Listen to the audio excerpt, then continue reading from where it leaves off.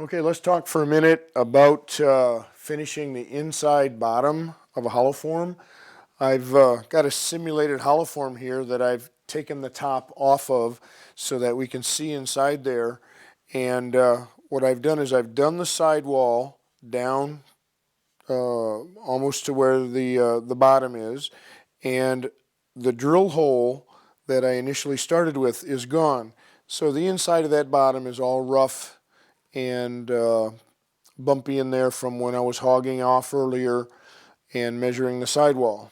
Okay, so when those two things happen, when the sidewall of the hollow form is done and the drill hole is gone, I need to do two things.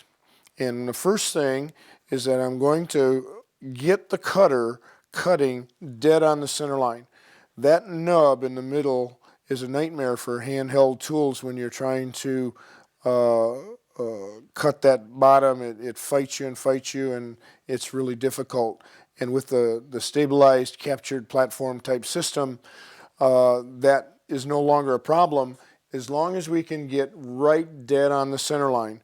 And so how are we going to do that? If I'm going through a small hole mouth opening here and I'm blind in there, I'm going to stick my boring bar in there with the lathe off. So I'm going to scratch a line across the bottom, and now you can see that the line is high. It's not in the middle. If I would try to cut like that, the cutter is going to rub on that nub and it's going to fight. It's going to bump, bump, bump around back in there, and it's not going to cut right in the middle. So now I've developed the tool rest with a threaded post that can give me very small incremental movements to lower the tool rest, because this nut is going to sit on the banjo, and so I can lower it down and try to get it on the center line. Okay, I'm going to scratch another line. And if you can see that second line, I'm still just a little bit high. Can you see that? Yeah. Now, without the threaded rod, I'd lower it too far, and I'd have to fight with it, and I'd raise it back up again, and it'd be fiddle-faddle until I get it just right. But with the nut here, I have very, very small incremental movements that I can get right dead on the center line. Let's take another look at it from here. Okay, now that looks like it's probably correct. It might be just a hair high too, but let's take a couple cuts in there, and we'll keep the camera in close so that we're going to see what we're doing. Take a couple cuts. I'm going to start in the middle, and I'm just going to work my way over to the side. Now when I make this cut, I'm not going to push towards the headstock. I'm just going to go back and forth, and you're going to hear a little hiss. Hear the hiss of the cut? Okay, but it's fighting me a little bit. Can you see? It's kind of bouncing back and forth across that little nub. So that tells me it's not on the center line yet. So I'm going to shut the lathe off. Scratch another line. Yep, you can see it's just a hair high. Now I have to move it just very, very small increments. So move it maybe about a quarter of a turn here and get it down. Try it again. There we go. Whoop. Now I went a little bit too far. Can you see that there's a little hair sticking out? I'm too low, and it leaves a little cylinder left behind. Can you see that? So I went too far. I'm going to raise it up just half as much as I did before.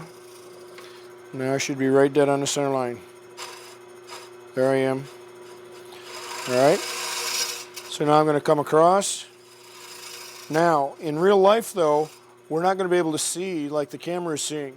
We won't see that picture. So I'm going to bring the camera all the way around behind me. The second thing that I need to do is I'm going to reset the laser so that there's no gap. It's going to be right at the tip of the tool with no gap this time. When we're measuring, we use the gap to measure, but now I want to know exactly where the tip of that tool is, so I'm going to set it with no gap, double check it. Okay, it stayed there perfect. Now, when I put the boring bar in there, again, I'm working blind. I'm through a small hole here. I can't see what's going on. The laser shows me where I'm at, and it shows me exactly where my depth is. I know that I'm this deep. All right? So if I'm going to have it sit on the table right here, I'm already deep enough.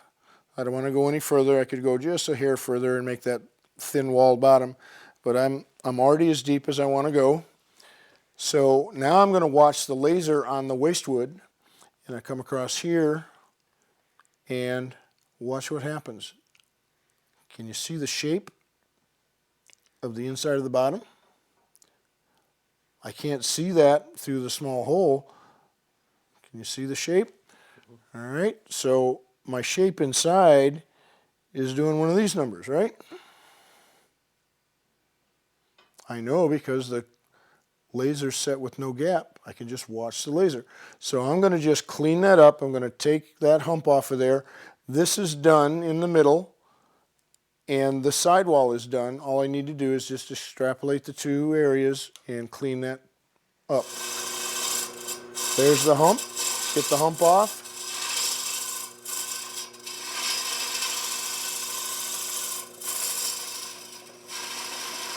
If you look at my hand, all I'm doing is just using my fingertips. You really don't have to work hard. There's no stress involved. I'm going to go back in the middle again, wiggle back and forth in the middle. Kind of go straight across the bottom for a little bit, and then over towards the side. Now when I get over here, I don't want to cut this. This is already measured and done, so I got to leave that alone. But I still have a little bit of a hump in there, right in here. Now can you see how that laser is making a nice sweeping arc, a nice rounded bottom?